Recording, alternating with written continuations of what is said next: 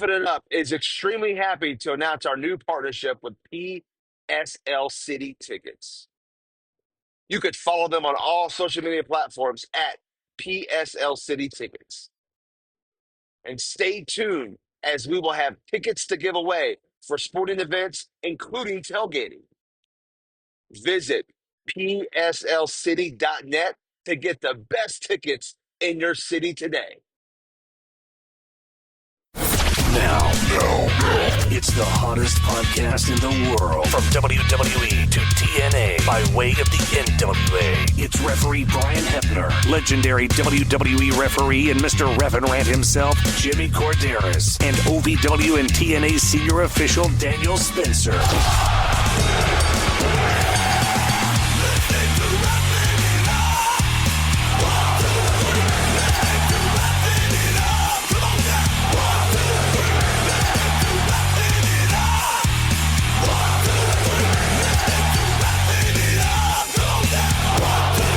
It's time for Reffing It Up.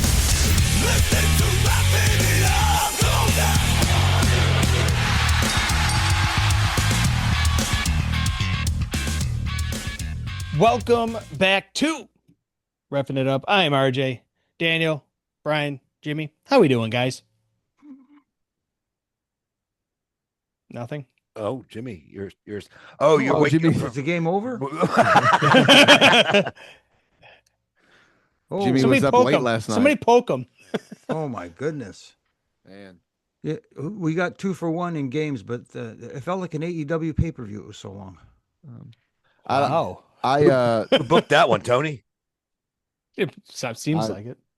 I dodged it, so I didn't watch it. Jeez. I'm just blue today, though. Yeah, blue. Yeah. For those of y'all who have no clue what the fuck we're talking about, as we tape on this Tuesday evening, last night, the Toronto Blue Jays and the Los Angeles Dodgers battled to 18 innings last night before I'll let Jimmy, who had the walk-off? Freeman. Jeez. Freeman had the walk-off. What time did it literally go dark? Like, what time did it go dark? I honestly didn't look at my clock. I just remember looking over and seeing it's 2 a.m. and it's like, we're still going here? My God. I'm not gonna lie to you. I was awake, but I was in my bedroom, and I have my I guess cable gimmick boxes in the back in the other room.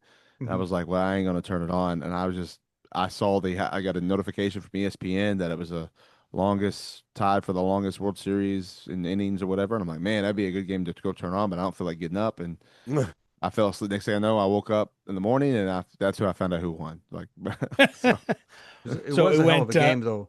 I just wish they'd walk Ohtani every time he comes to the plate. Just go first base for you. Go. I thought they did. Yeah. After he hit 2 home runs. that game won though. That game was just unbelievable. The 11-4 or whatever crazy this was. Yeah. Oh, the Blue Jays went off on them. Yeah. So this was game 3. So we got when's game 4 tomorrow? Tonight. Oh, tonight. Okay. As we're speaking. And Ohtani's pitching. Yeah, Ohtani's pitching. Ooh. The only good thing is if they pull him from the game, then they need someone else to sub in the batting rotation. So they only got 1 day of rest. They played game 1 on Friday, game 2 on Saturday. Sunday was Sunday rest, which is a travel day basically from Toronto to LA. Which and is then so game 3 on Monday, Tuesday. game 4. Okay, and then I guess Monday, Tuesday, Wednesday. Yeah. So Wednesday. Oh, because they're there 3 weeks in a row, 3 days in a row. 3 games in a row in LA, and then travel back to Toronto. Saturday, Sunday. Hopefully they. Yeah, they make it if back to necessary, because game 5 is right now the furthest we're going to go if Dodgers keep winning. So then they get a travel day on Thursday, and then Friday, Saturday if they go to 7. By the way, the Jays were here on Saturday night. They had the night game at 8 p.m. The Maple Leafs had to shift their game to 5 p.m. to accommodate down to, and guess what? It's like less than 10 minutes max walks from the Dome to Scotiabank Arena. Downtown was insane. Were you there? I was downtown because my niece was in town. She's an artist, and she had an exhibit at the Metro Toronto Convention Center going on. So we went down, and I kind of convinced my brother to drive, so he drove down. Well, and there was wrestling shows there this weekend too. This Yep. Sunday, Saturday, Sunday, and Monday. So yeah, I can imagine there was a lot of things going on in that area that Hmm. I'm sure if everybody packed out, then that's pretty amazing. That and traffic alone is like LA traffic, which no, I mean they're playing each other. It's kind of funny, but it's like it takes forever to get somewhere. It's like unreal. 40 minutes to get 10 miles, like it's or less than 10 miles even. Yeah. Yeah. I Yeah. can't do it. And thanks. I'm not going to get all political here, but thank you for all the uh, bus only lanes and bike lanes all downtown that screwed up the entire system. City. Is Thank that you. the guy that did drugs that made that happen? I think so. No, well, it's the current mayor too. She's not. Oh, okay. She, yeah, anyway, I'm not going to. Corderas for mayor 2026. No, thank you. But That's why why I don't we do? complain. That's why I don't complain out loud. Everybody says, "Well, why don't you do it?" Are you kidding?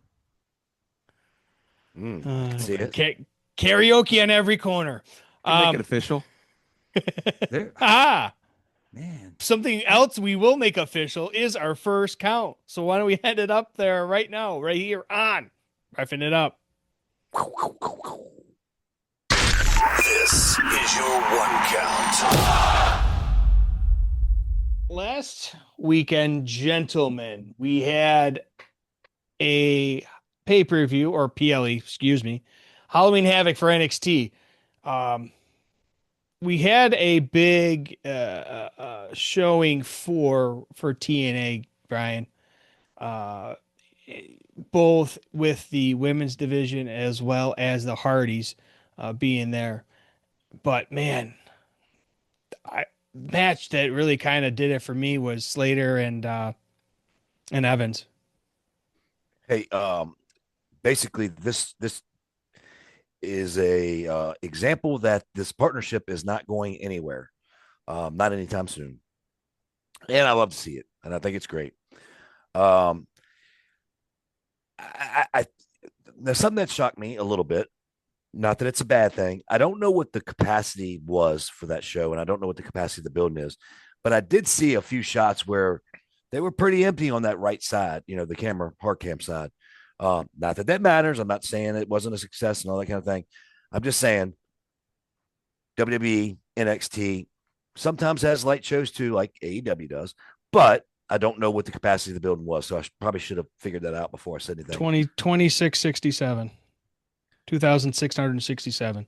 Okay. What was the building hold? I'm sure The 13, Finlay, 14. Finlay Toyota Center in Prescott, Arizona. Excuse me, Prescott Valley, Arizona. It's 6,200 for concerts, but it's like a multi-purpose building. Gotcha. It has hockey and basketball. So That'd be about right when you add the stage or whatever. You probably could have. They probably would love to get 4,000 would be your number. Yeah. But if they built it for 26 to 3,000, that's a good house.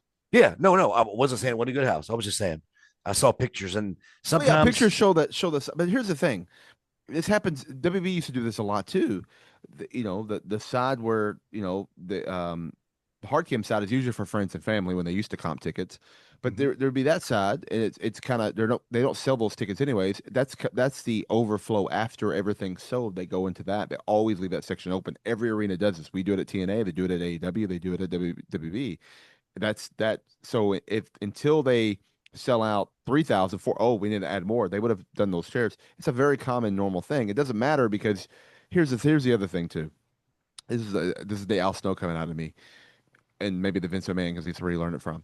The audience you're looking for is the audience on the camera anyways. That's the audience you're working towards, you're building towards is that audience. There's more people watching than there is in the arena. Even if it was 10,000 people in the arena, there's still more people watching at home than in that arena. So yes, it's great to have a full house. It makes the atmosphere different. And I love having almost 8,000 people at Bound for Glory, right?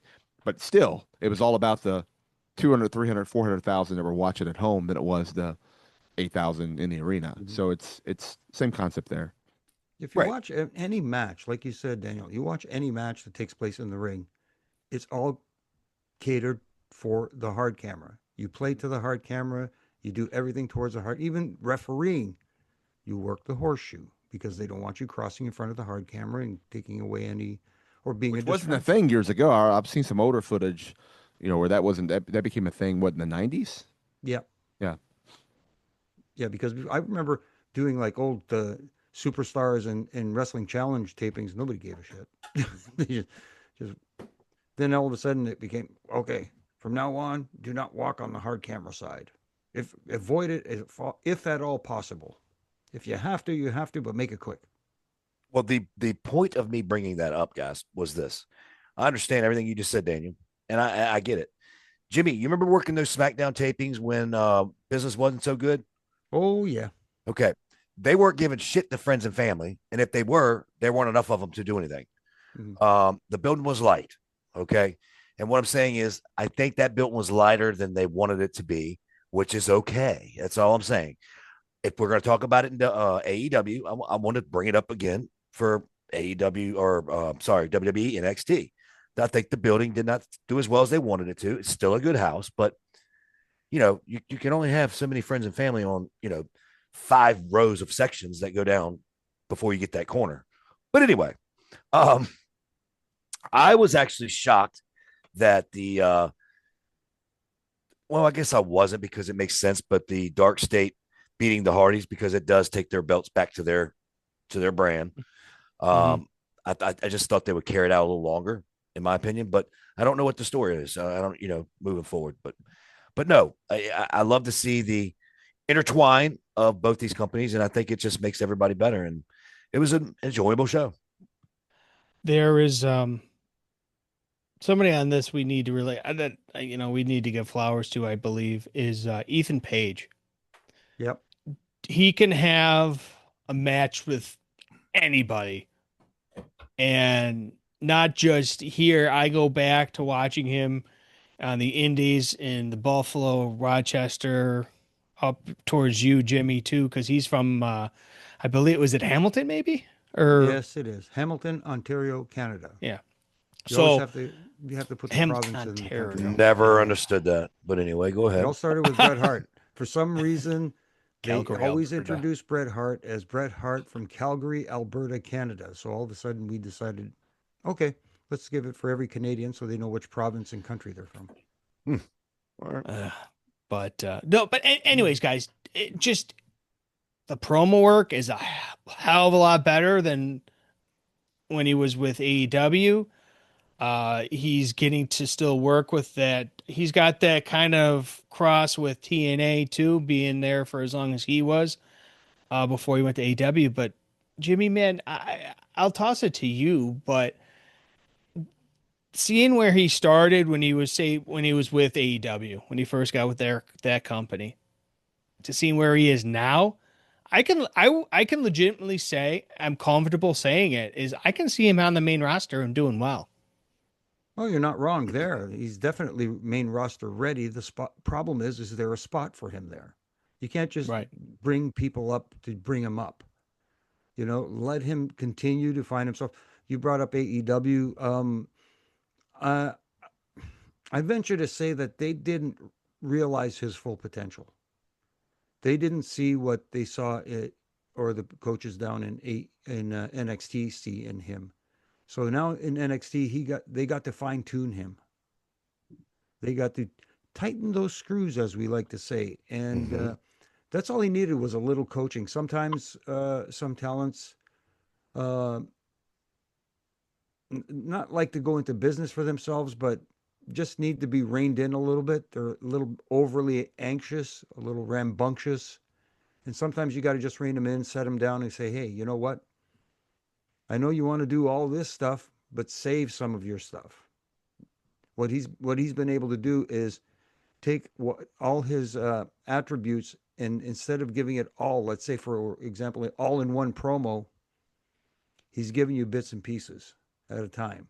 and you're getting to see all of it over a time frame, as opposed to seeing all of it at once, which is a lot of the problems we see in today's modern wrestling. All that car crash. Let's get it all in there, do it all in like one match, one promo, get it done.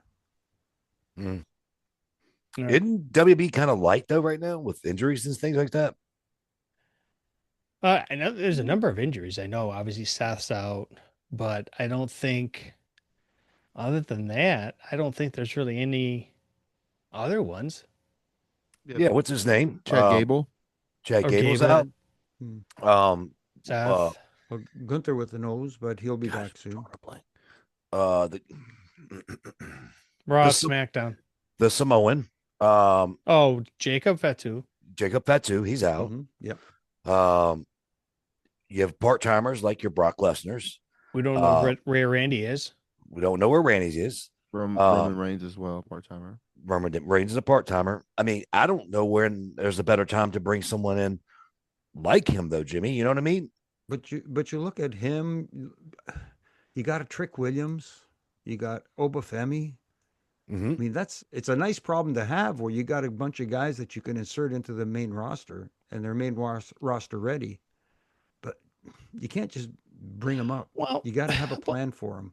Oh, and at the same time, too, is you don't want to deplete the NXT, too. The perfect plan. They've already planted the seed in NXT for Ethan Page. Pair him up with Chelsea Green. Yeah. There you go. It's already been. Yeah. Forget about planting. They've done it on NXT. They've watered it. Yeah. You said watered it. Go ahead, Daniel. I'm sorry. No, I was agreeing. Yeah. I thought you were leaning forward to talk. I'm rocking. Okay. And rolling. We're rocking. One thing I wanted to get your guys' thoughts on before we go up to our referee review is this Fatal 4-Way number one contenders match they have as we're recording tomorrow, but as you're listening this evening on AEW Fright Night Dynamite. Kind of snazzy name. We have Brian. He didn't laugh too quickly. That wasn't a thigh slap. That was a forehead slap. Anyways, we have Bobby Lashley. I hope they don't frighten viewers. Well, they've done that already, I'm sure. I'm okay with them having names like that around Halloween. I know it's funny, but I'm okay with that. When we OVW is this week, it's called Hell Night, so it's fine. Yeah, if Daniel says it's okay, boys. Let's keep moving. NXT's doing Gold Rush, so I'm sure we'll talk about it in November. It's that time of year. But we're going to see Bobby Lashley taking on Ricochet, Hook, and Samoa Joe to become the number one contenders for the world title. I'll start with Daniel, man. I could kind of see really only two guys out of this. I may be wrong, but who do you think's coming out of this number one contender? I mean, it could be anybody. You could pull the Ricochet dirty heel win. You could pull some kind of crazy swerve and somehow Hook. He's not in the match. Swerve's not in the match. No, I said some kind of. I get it. And I was like, wait, no, that's not what I said. But but you could also, I mean, obviously on paper, it's Lashley or Samoa Joe, right? But but you never know. And the fact that it's where it's happening, it's so unpredictable that it probably won't make as much sense as it would if it happened in one of the other companies. But wait, where is it? I just said it's happening in AEW. Oh, got you. Yeah. Sometimes I will say this, not I mean it just sometimes their booking doesn't make sense, but I've also used to say the same thing about WWE years ago. It didn't make sense, right? So right. I don't know. So we'll see. Hopefully they whatever they're doing is going to be good, and whoever goes over makes sense, and we see this. This is a number one contender match, right? Correct. Right. Yeah. And we see a good challenge for the next whatever the next pay-per-view is. Is it Revolution. What is they? What do they call their November one? Full Gear, right? Full Full Gear. Gear. Yeah, Revolution is after the Revolution is I think is like January, February. February. Yeah. February, Full yeah. Gear is the one. Yeah. I And have a Jimmy question, is though. so itching to get in this. No, Yeah, because I have a question. I do too. How were these 4 participants selected for this? What I was have the no idea. criteria? I have no idea. I see Joe. And- I know why Joe. Well, Joe had his match against Hangman. Hangman. Yes, they had the aftermath where he turned on him and blah, blah, blah. So, okay, you can make a case for Joe. You can always make a case for Bobby Lashley. The guy's just a beast. But still, but What where about did it come Mr. from? O'Shea? Mr. Rick O'Shea. No idea. Okay. Or even Hook. Probably I prefer Rick O'Shea over Hook. And what is Hook in there for? I have no idea. I'm sorry. I don't get the appeal of this kid. I'm sorry. But if you want someone who's legit going against a what Hangman, I showed you what happened. oh, If, okay. if only this was a video podcast. Yeah. Thank It will- goodness it will isn't. be. Be careful. Yeah. See, Joe is credible. Bobby is credible.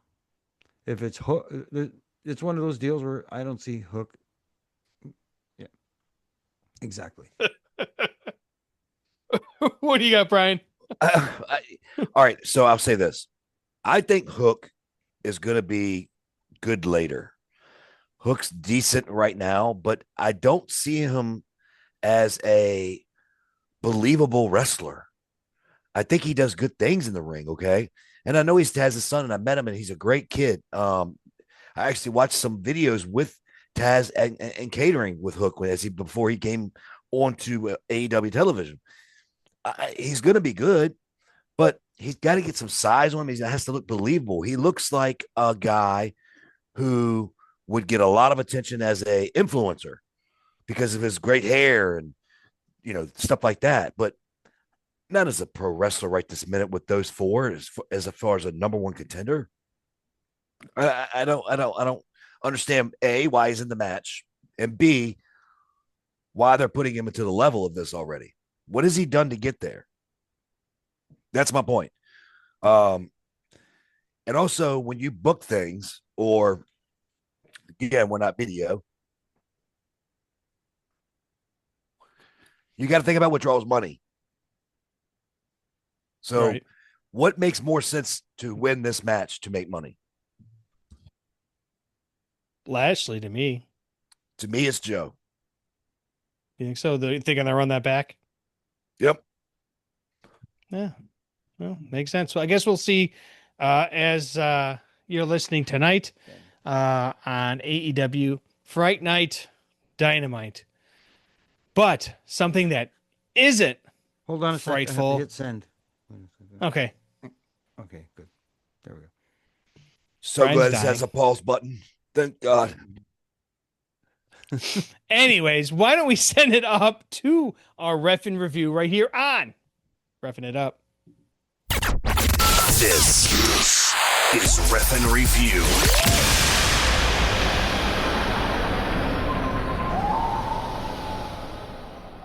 Welcome back to Reffin' It Up. We are in a Reffin' Review. Jimmy, man, we had a match last week on Dynamite between John Moxley and Kyle O'Reilly with Paul Turner as our referee. I know there's a few shows have spoke about this specific match and specific little nuance they had in this match. But what did you see out of this match? Okay. First of all, everybody made a big fuss over the fact that when Kyle O'Reilly had John Moxley in that standing ankle lock, because John Moxley was still on one foot, he reached over and basically looked like he grabbed the rope for a second to gain his balance before grabbing Paul Turner. It's almost like he had them both at the same time. And they were saying that should have been a break. First of all, you have to grab the rope and stay in the ropes for it to be a break. You can't just brush by it. That means I could tap the rope and that could constitute a break. Anyways, that's not what I'm talking about here.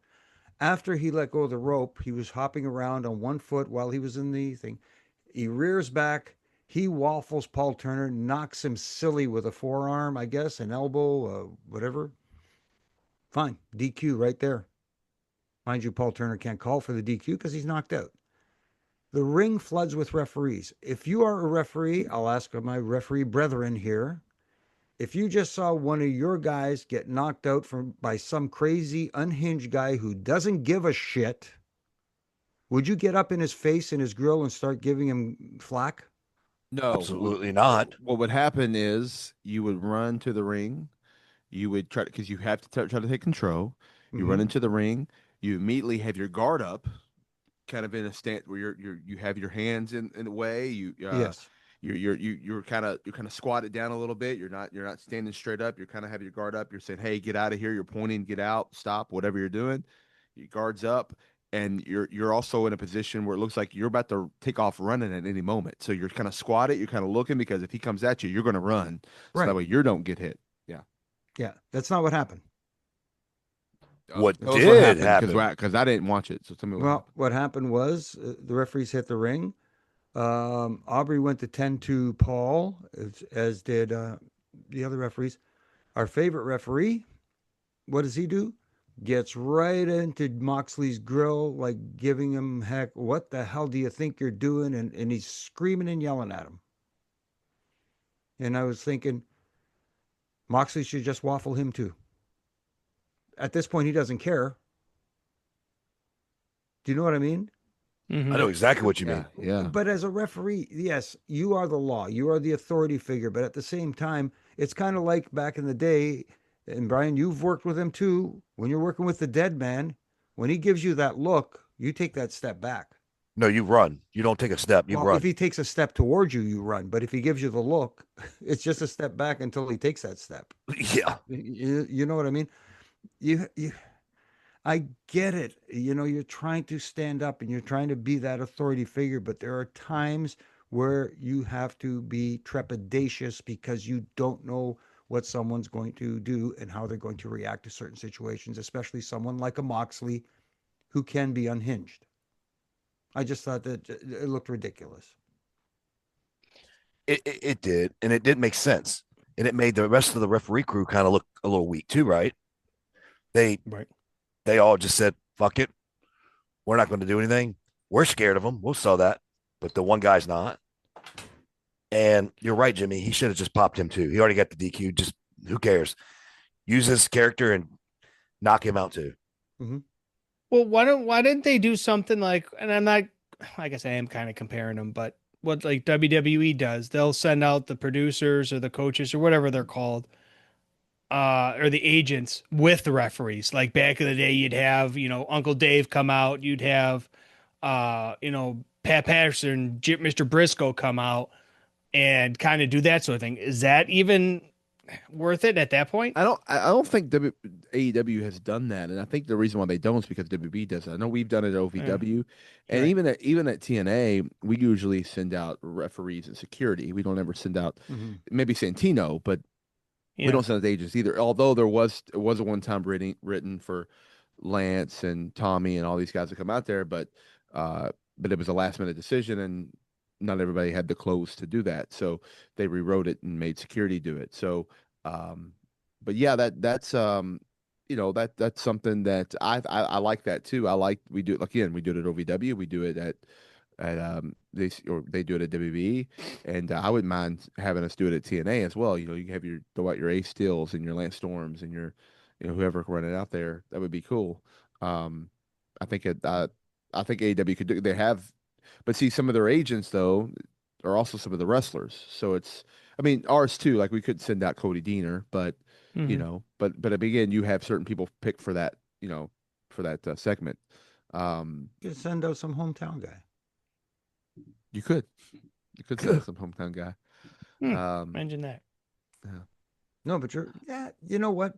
See, and it still fits. But even there are certain occasions where you have someone like a Randy Orton, or back when Stone Cold did it, even the producers / agents weren't safe. No. Randy Orton Right. RKO's Nick Aldis. Aldis, and he RKO'd Shane Helms recently. Right. Stone Cold just stunned everybody. Yeah. So let me ask you, Jimmy. Let me ask you, Daniel, real quick. Yep. Do you think that that's what the agents for that match or whoever agent, Tony, whoever, do you think they told him to do that?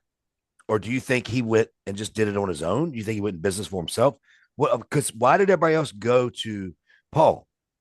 And what I'm wondering is, why would anybody tell him to go to him if there's no repercussions? That's the problem I have with it. It's okay. If he would have done that, he would have got off on his face. And Jimmy, you said it perfectly. And if he'd have just knocked his fucking ass out too, I get it. All right, cool. You're showing your crazy character. You don't give a shit about anybody. Otherwise, it makes zero sense. Zero. So I'm going to take up for Bryce here, and I'm going to say that he was told to do that. I don't know that for sure.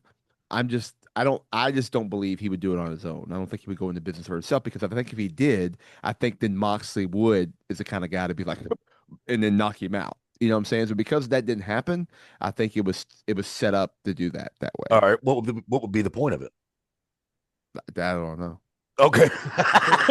So let me ask you this. So then how does that make Moxley look if he starts to cower from this referee half his size? Right. Because he shouldn't care about consequences based on his character. Mhm. So why would all of a sudden he cares about, oh, now I'm in trouble if I do this, I better back off. Right. It should have been all of them, maybe but Aubrey, and she could be down chicken on Paul, and all the rest of them are doing it where there's a crowd of them, and yeah, he's about to snap, but he realizes, okay, maybe I'll let these guys live, and then he slowly backs off, but he still has that threat, like, I still will knock you out, but you know what? Since there's 5 of you or 4 of you or whatever, I'll back away because that's a lot of money, so I'm leaving. And you know what? You want to get nuclear heat on Moxley? Have all the guys tend to Paul Turner, have Aubrey be the one to not really get in his face, but to really get in there and say, hey, what do you think you're doing, and all that stuff. And he pops her. Oh yeah, 100%. It'd be huge. Then now you've got nuclear heat for You do. Moxley. Or even just a pie face. Yeah. Anything. Yeah. Mm-hmm. I mean, we've talked about that many times at OVW and at TNA, having women referees that, if they hit the women ref, it's heat, and we've gone back and forth about doing it and not doing it. So yeah, no, absolutely, you're absolutely right. It would nuclear heat if he did that. So to sum it up, you're saying, Daniel, if I'm wrong, you're saying you think he was instructed to do that, why it was instructed, and what purpose was instructed. You're not saying. You're saying I don't know. I don't know. Okay. Because I would be in the situation where I would go, wait, you want me to like I would, but I would also wouldn't get in his face either. Like I would, I could, and maybe From it's a one of those distance? things where from a distance, but maybe now maybe he was told to stay him and have him leave, and then he decided to get in his face instead of cower, and then that was his own decision, kind of going to business for himself. I could see that, but I also could see Moxley. I mean, I've seen the guy. I've been able to work with him as an agent and stuff when he's been at Wrestling Revolver, and he's very intense. So I don't think he would like that, and so that's where I'm thinking that he must have been planned out, because Moxley would have yelled at him, "Get out of my face now, or I am gonna hit you." I just feel like he would have said that. So that's where I think it was planned to be that way, be that segment. Why the agent did that, whatever, that's on them. They would have to be the one to answer that, basically, right? So here's a character very close or similar, I would say, to Moxley in where you work, Daniel, is Eric Young. Eric Young, right? Okay. So if you were told by an agent, he's going to knock out whoever, and we're all going to run down, and we want you to give him the business, well, you would probably try and fight that, wouldn't you? And say, hey, wait a minute, why am I doing this? You better come with the right answer, or you could throw your Earl doll away. So it would be I would have a conversation like, okay, how do you want to play this? Like, and they tell me to do it like that, I would go straight to EY, and him and I would work it out separately. I'd just be like, hey man, I'm gonna come to you. I don't think I need to get in your face. I think I need to, like, and he would be 100% on board with it. Yeah, I don't want you to do that either, because I should pop you too. Like we would talk it out. Like I would try to take it to a higher level, but if they said no, it's fine, then I would go, what do you think? Like, yours is your character, and he would probably agree with me, and we would work it out, and then whatever happens out there happens there, and we both would pick up for each other and take the heat, whoever That's the way that's literally the way it would work. I mean, Gotcha. if it got to that point.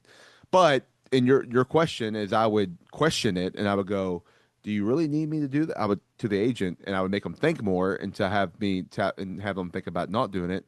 But if they said no, it's fine. Yeah, just showing your authority. Go ahead. That's great. I'm like, then that's when I would go to EY and say, you really want to do it this way? And then Right. yeah. So Gotcha. So, guys, why don't we do this? Why don't we take a break, hear from our sponsor this week, and then we'll be right back in our second count right here on Roughing It Up. What do you get when you have a bald eagle standing on top of a silverback gorilla that is riding on top of a T-Rex? Confidence. Pure confidence. The kind of confidence that you really need in the bedroom for that next level laser wolf riding besides a velociraptor in a Lamborghini through outer space type of experience. That's where Rugiet Go Long comes in. This isn't just another ED pill. It's a confidence game changer. Go Long combines 2 doctor-trusted medications in one dual-action formula to help you get hard and go the distance. Plus, effects last up to 36 hours, which means you can feel confident all day and night, and then some of the next day too. Getting started is simple. Connect with a board-certified doctor 100% online at Rugiet.com. That's RUGIET.com. If prescribed, your treatment ships directly and discreetly to your front door. Ready to level up your confidence in the bedroom? Head to Rugiet.com and use our promo code REFIN. That's REFIN for 15% off your first order. That's Rugiet, RUGIET.com. Promo code REFIN, REFIN. Make sure you use that promo code each and every time. Thanks to our friends over at Rugiet.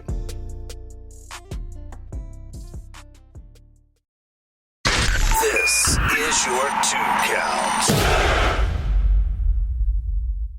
Welcome back to Roughing It Up right here in our second count.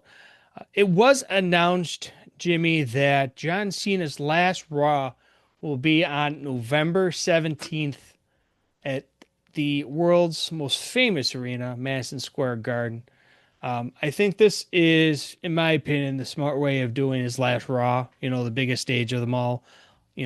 Both you and Brian have been in there working. I don't think Daniel has not yet, correct? not yet. No. Not yet. But Never Jimmy know, meant exactly. I don't want to rush. Never to say things, never. But you never know. Yeah. But Jimmy, man, this is something that go out on Raw in a big way. Absolutely. It's going to be a last appearance on Raw. So it needs to be special. It's definitely needs to be special because it's at Madison Square Garden. There's no time restraints because it is on Netflix. We have to remember that too. So it's not they're going to cut him off like they did Goldberg. So that guy. The question that guy. is it going to be a match or is it going to be an appearance? Because he's got 4 appearances left. 4 appearances left. He's got Survivor Series. Yes. Well, first he's got that Raw. He's got the Raw in Boston, right? Yeah. Right. He's got Survivor Series, and then he's got DC. DC, which will be his final match for sure. DC will. Yeah. Well, Survivor Series will be a match. So this Maybe. this one still needs to be special. Yeah, of course, I agree. Because it's but all so 4. should Boston. But yeah, all 4 should be special. Yeah, I think you should have a match in all 4. Yes, I agree 100%. Now the question is, spin the wheel, make the deal. Who is it going to be? It's Madison Square Garden. Who should be the guy he faces at Madison Square Garden? I don't know, but you know it is New York City, and it would be nice to have a countdown, Aaron. To his final opponent. You mean they should put a big clock on the Tron. Yeah, a big clock on the Tron. Have it count down. Well, the fans will be breaking down the walls to get into the building. Then they probably would. They probably would. Yeah. I mean, and if it's, and then no matter who it's going to be, people will feel like betrayed, like they're Judas or something, So doesn't matter. You can't make a certain sect of the population happy about anything. No, yeah, That's at just the all. way. So you know what? Ignore them. Yeah, and just do what you do, man. Yeah. I don't know. We should make a list of who we think is on it as on this thing. The list. Yeah, the list. We should make a list. Make a list. Well, I know when he's done, he'll be drinking some champagne La Pas. Oh yeah. I'm sure I got nothing. I got no more puns. You got no more? Okay. You need to sit under our learning tree. That's why. Yeah. So are we all in agreement then? 100% we are. Yeah. You would think. Wow. I've never seen this in my life. Okay. Yeah, we're all in agreement. So you know what? Just save us the time and just, Yeah. We should write this shit. Come on. Why two guess? I mean, why? Well, I don't know. That's it, folks. We'll see you next week. I don't no, but like you guys said, it's going to be special. It should be special. And I think Jericho would be that guy. Who goes over? Cena. But 100%. Jericho would never beat Cena. It's not his last match. So Jericho wouldn't do it. Right. He wouldn't do it. Okay. Especially if it is Jericho. It isn't Cena's technically last match either. So he's still got more afterwards. Yeah. Well, all right, you could do it, and you could do it in a way where he does it, and the character of Y2J is going to throw a fit and be mad, and that sets up his next storyline. It's a character and everything, because why not? I came back and I lost against, it's a whole thing. Like, you can then you move on with that, and then Cena moves on to his next thing.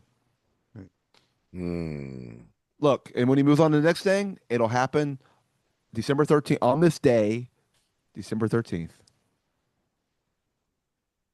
On this day, you'll see. You'll see clearly? You see clearly as December 13th. Golly days. Are you gonna be on edge? Maybe so.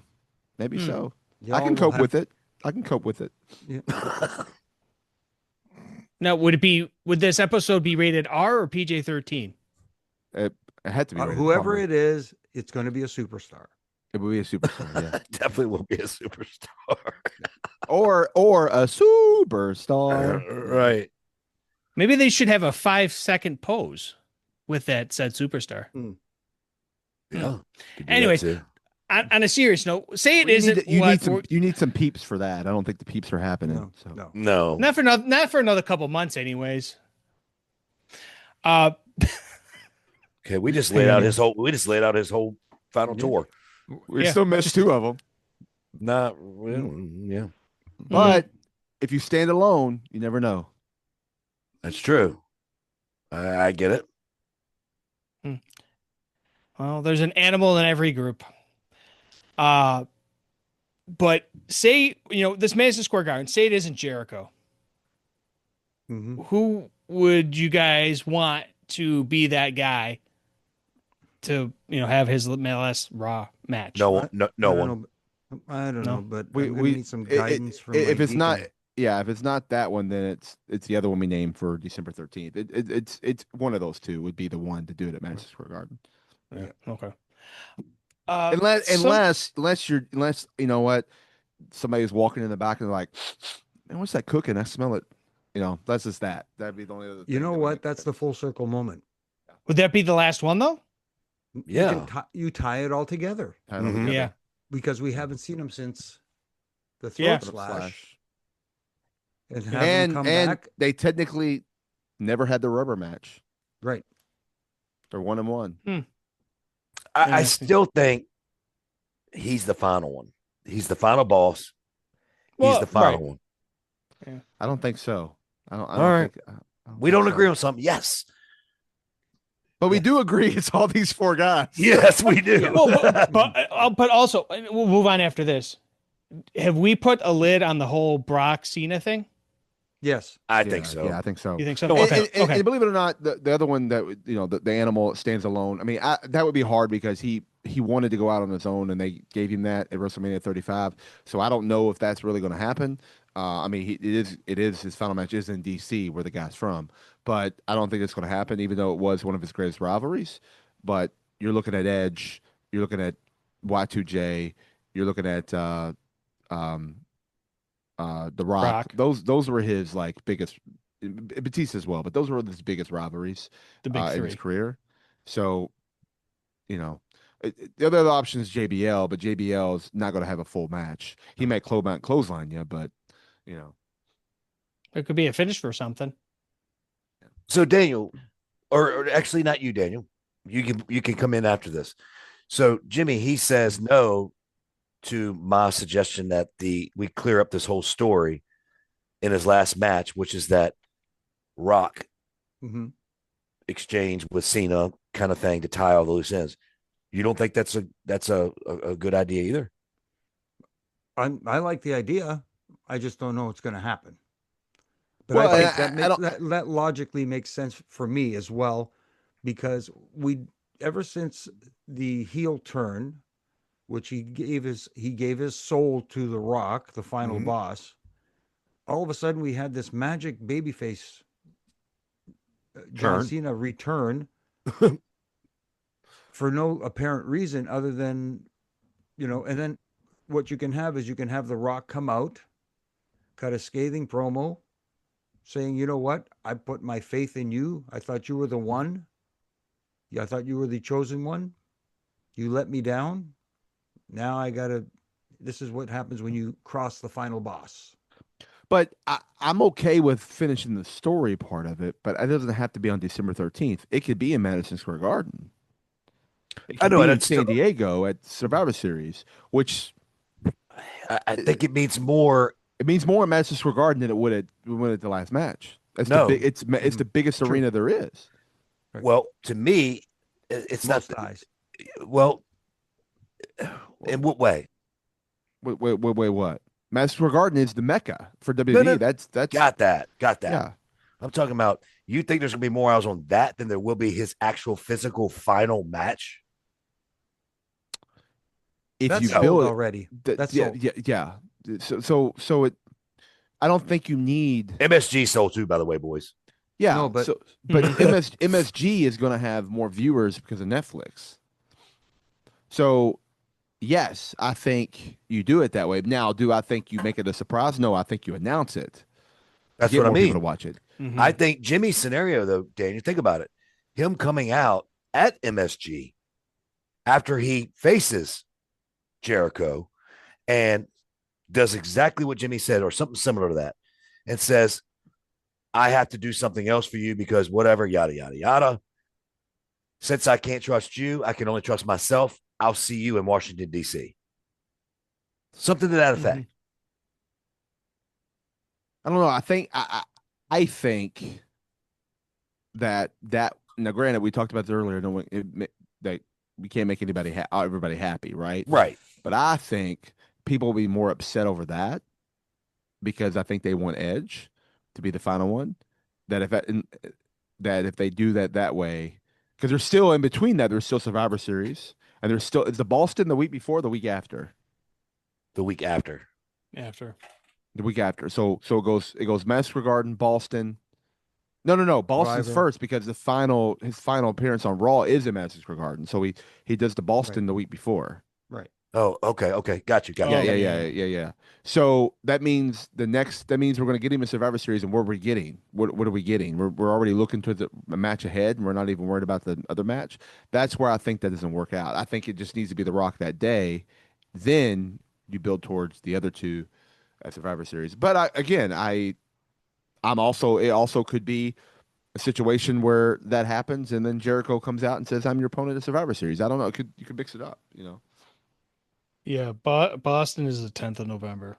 Yeah, so Boston's first, and then, And then Survivor Series is the 29th. but also, why doesn't The Rock show up in Boston? Because that's his hometown. Like, hey, I'm coming to your hometown to F you up, you know? Mm-hmm. Slap your daddy. F you up. Yeah, he can bring. Hey, he could have a weight belt for Mr. Cena, but this coming Papa Saturday, Cena can see it. Papa Cena, Papa 'cause he'll Cena, be there. of course. This Saturday is Saturday night's main event, and we have a World Heavyweight Championship match between CM Punk and Jey Uso. Obviously, this has been the quote unquote stripped from Seth Rollins, and Jey won the Battle Royal for the right to face Punk. Brian, this is something that you can't please everybody, like we've said multiple times on the show, but you got the pencil. Who are you putting the strap on? Is it Punk or is it Jay? I mean, financial, business wise, rating wise, honestly, there's only one answer, right? Yep. Punk. Yeah. Now, that's me.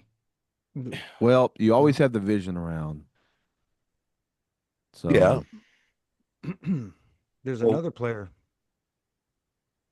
Jimmy. Right.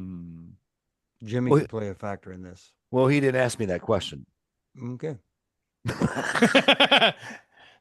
Fair point. Okay. I don't know what the question is, but so here's the question, Jimmy. Take all the things that way outside, right? Just his straight up question was, you have the pencil. Who are you putting over, Punk or Jay for as the world champion? Punk doesn't need it at all. It won't make a lick of difference whether he's over or not as champion or without the belt. Jey Uso, in this new kind of edgier persona that he has right now, I want to see this Jey Uso with the belt. A cockier Jey Uso. Someone who put gold ahead of his aspirations for gold ahead of his own family. Now, is this match on Saturday Night Main Event? Correct. Yes. Salt Lake City, if that makes any difference. It doesn't. Yeah. No, I didn't think so. Maybe some mammoth will show up. I don't know. Anyways. But again, me and my fantasy booking scenarios, what if Jimmy were to help Jay defeat Punk? But then afterwards, kind of do something to initiate a challenge between the two. And everybody's going to look back and go, yeah, but they already had their match at WrestleMania, brother versus brother, and they shit the bed. Blah, blah, blah. You know what? Let them have it back again. I bet you they would not do the same. I bet you they would kill it. And they're, they're smart guys. They're great workers. They're great, in-ring talent. They'd have a whole nother great match. They'd outdo that one because they want to leave a good taste in your mouth as far as of that match. Yep, Definitely. maybe. I want to touch on one thing. Go, Jimmy. I'm sorry. No, I'm just coming up with something different, trying to be different, anyways. I mean, like everybody's looking at the Vision, getting involved. Everybody's looking at. I don't want to see the Vision anywhere near this, or actually, if they are involved, have Jimmy help him out. Even have Roman come out and help him out. Yeah, not help him win, but help keep the Vision out of the picture. Yeah, right. And have Jay win dirty. Not clean. Not a clean win by Jay. What about having Punk win dirty? Like the Vision is doing help Punk, and he's like, what's this all about? But Punk takes it, but it is a way of saying, okay, well now, Braun Breaker gets that title shot now, and that's a Paul Heyman-esque way of maneuvering, saying, hey, I gave you your title,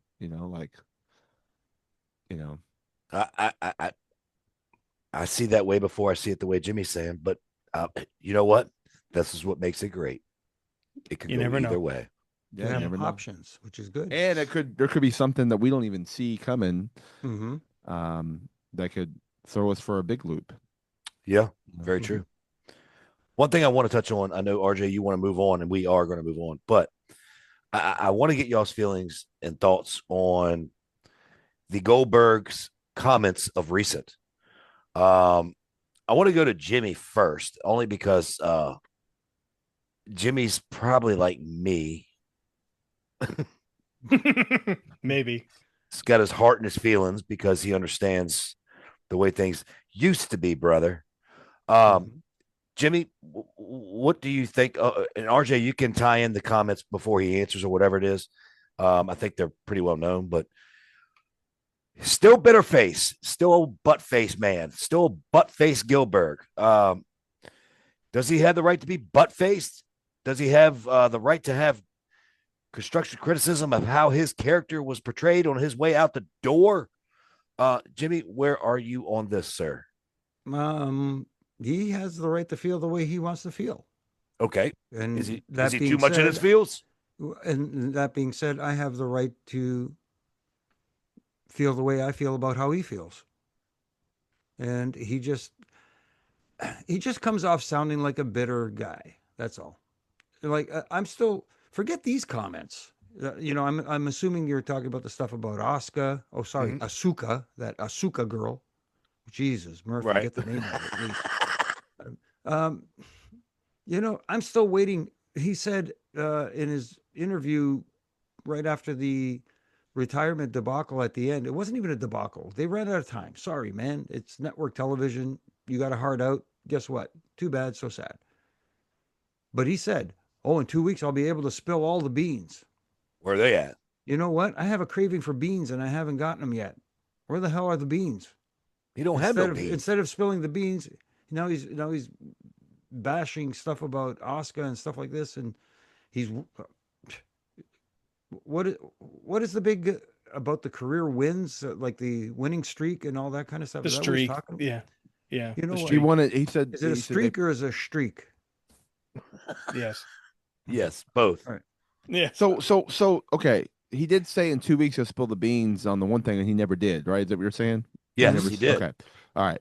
And then now he's talking about, they purposely wanted to take his streak away by making Asuka have the streak. Is that what I heard? Is that the way I understood it? Yes. That's what he believes. Okay. Well, guess what? They purposely gave John Cena the 17th world title so they no longer can call Ric Flair the GOAT. Who cares? It's wrestling. They purposely gave Brock Lesnar and took away the streak, so there's when that shouldn't have happened. But anyways, whatever. Like right. it's things change. Like sometimes I have a feeling when they thought about this Asuka streak, they were probably like, we ain't done this since Goldberg. Let's continue it. I don't think they were thinking about let's make it bigger than Goldberg. And for the record, Goldberg, half of those numbers. You didn't even actually have matches. Do you remember that? Eric Bischoff talked about it in his book. They just made up numbers the next week and looked like you won 10 more matches, and you only had one. So relax. It's a fake business. If anybody had the right, since you brought it up, to be upset about a streak, it's Taker. But guess what? Yeah. He's a businessman. He knows business. Mm-hmm. Yeah. Right or wrong decision, you move on. Thank you very much. But again, his streak was fake. Yes. Right. It's like winning. They don't actually win championships. Hey, Bill, newsflash.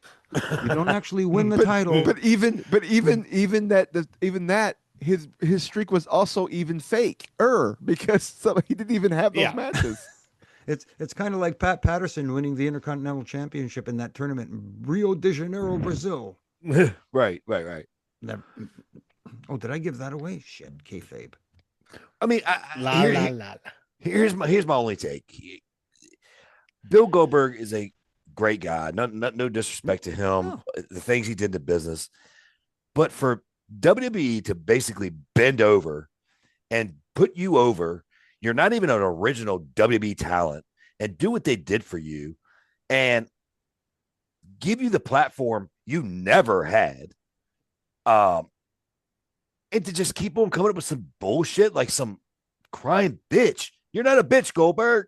Quit acting like one. Hey, you know what? Neil Armstrong was the first person to land on the moon. However, the cameraman was already there somehow. Exactly. Wait a minute. There was a footprint on there. There was a footprint. That was like, oh, the cameraman. Okay, I got you. Yeah, the Right, cameraman was right. on. But I'm just saying, I mean, I don't understand his point. He's turning himself so heel and so against people. Like even me, I'm not against him. I love him. I think he did great. Had a I just great career. let Bret Hart be Bret Hart and you be Goldberg because you're basically turning into Bret Hart. Right, right. And you got a bigger stage and had a better outing than Bret did. Yeah. I mean, golly, what do you want him to do? And not only that, when you got cut off, you got watched by more people than if you'd have stayed on the fucking air. So, I mean, good Lord, dude. You need to figure out what you want to pick on. And it's not only that, he probably had one of the best matches, if not the best match of his career against Gunther. And his last one, by the way. Supposedly. So anyway, sorry to get y'all all pissed off, but you're good. You know what? When you're passionate about the business and we feel like someone is disrespecting what someone did to help you have a good out the door, which at this point, the way you've been, thank God. Well, I guess you, me, and everybody else listening to the show knows how you all feel about Goldberg. So why don't we move on? I want to get you guys' thoughts on something I've wanted to ask you guys for a few weeks now is the past, present, and future of wrestling, and more specifically, Dominik Mysterio. We see him as a double champion right now, as the Intercontinental Champion and the AAA Mega Champion as well, Daniel. I think is he being booked the right way? I mean, we're talking about him. He's right. Over like Rover. So yeah, he's being booked the right way. I mean, he's basically today's generation of Eddie Guerrero, right? I mean, that's it's I love it. I think he's been booked the right way. I like what he's doing. I like how he's, Daniel, stop that. He's not. What'd you say? Go back. This generation's Eddie Guerrero. Oh my God! Don't ever put that. Okay, you really agree with that? In the ether. I mean, I'm talking when it comes to lying, cheating, stealing, and being manipulated. Okay. Psychology wise, yeah. There you go. I'll go with that. Psychology. That in the ring, different story. Although he can go, he can. But no, it's a different. He also was wrestling at a different time than Eddie did too. So different style. Yeah. But no, I think he's been booked correctly. I'm enjoying it. I think you give him more heat. I mean, here's the one thing about Dominik Mysterio, which had happened at was it SummerSlam or whatever. When he won the Intercontinental title and they went ape shit crazy for him, right? They went nuts. SummerSlam. He's ready at any moment for a babyface turn, at any moment. So let him have all of this in, and then as soon as it's time to flip the switch, officially flip the switch, it's going to be nuts. He's going to be as over as Punk and Cody, I promise you. It's just get it all in now, and the more heel and dirty you make him, the bigger the babyface turn is going to be. I can't agree anymore with you, other than the Eddie. But you did clarify in ring, maybe not as much, but the what did you say, Jimmy? Psychology. I agree with you. You know what? I'm proud of this kid, man. It's hard to come from the Eddie Guerrero, Rey Mysterio type, dad Rey Mysterio, and to make yourself something when absolutely no one, which is where he gets the heat from, no one thought he'd be shit, right? Because this is like a small, skinny kid kind of looking thing when he first started into the scene. And I'm proud of him. I mean, he's made himself relevant. He made himself to be, like you said, Daniel, a star. He can flip that script anytime. You're right. I don't know about the biggest as Cody Rhodes, but no, I said he can be just as big as Cody Rhodes and CM Punk as a baby. When it's time, he needs. That's not today. I mean, when the longer he's a heel and the more when they finally do the switch is what I mean. Agree with that. Yeah. But he needs to get rid of that stupid fucking T-shirt around his fucking waist. I hate it. Well, I don't mind the T-shirt because he needs to put on size. Well, then get rid of the T-shirt. Put on sides and get rid of the fucking T-shirt. Well, That kills me. You can't just put it on tomorrow. Well, you could, but there's tests for that. So, no, I like his work. I like the way his mind thinks, Mm-hmm. the way he does things. You know, the lie, cheating, stealing, like his father, Eddie Guerrero, his real father. I was going to say it earlier, but brilliant. That's brilliant. Yes, I love it. No, but it's great. I mean, like, and just as organically as he got heat before, that's the reaction he's getting now. The cheers are coming organically. People are starting to get on board. And it was maybe some of the heat he was getting originally was because of people look at him as a Nepo baby. Oh, you're only there because you're Rey Mysterio's son. If it wasn't for that, you wouldn't be anywhere. That's exactly why, Jimmy. But guess what? That's not what it isn't. He just proved everybody wrong. Yeah. He just proved the entire world wrong because Ray has been out of the picture with Dom for how long now? A while. Oh, wow. Big time. Long time. Exactly. Yeah. Every once in a while, they cross paths here and there just to remind people, hey, guess who? But they don't jam it down people's throats that he's Rey Mysterio's son. Right. So let me ask you all this. This is another conversation. Sorry, RJ. You're good. Jimmy just made me bring something to my mind. That's what I do. I'm happy for you. Why do you think that people love to cheer? I mean, love to hate him, love to boo him, and now all of the sudden there's a mixed bag? Like, why do you think that it's? Is it because of his work now at this point? And they're respecting it. What do you think it might be? One thing. He's entertaining. They love to be entertained. That's why this whole thing about having people who are tweeners is the stupidest term that the IWC nerds ever came up with. There's no, a tweener means, guess what the tweener means? You're not entertaining because I don't know what you're doing. Dom is technically not a tweener. Dom is a heel. Yeah. But his heel antics are starting to get him cheered, especially considering he's using some of that lie, cheat, and steal stuff that Eddie used to do that got him over as a babyface. But here's the other thing though, is that there will be one thing that can turn him right back. Turn him right back. You know what it is? To be back to baby Be or completely heel. Oh. His dad? Nope. You know what it is, Jimmy? Rhea. Not Rhea. Liv. Close.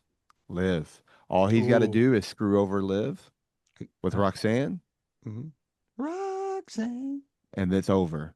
Because everybody loves Liv. And she's due back soon too. And when you do that, just like you did it to Rhea, which caused you to be now they're loving Liv, and you do that to Liv while she's gone. It's just another way of keeping that cycle going. He did it once, kept him a heel longer. Now he's starting to get cheers. Oh my God. Yeah.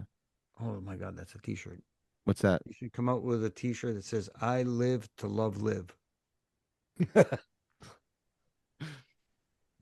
No? You're hey. I've seen boy. stupider ones though. You've noticed my brain works funnier. Yeah. Or what about even more of a heel shirt? I live to love Roxanne.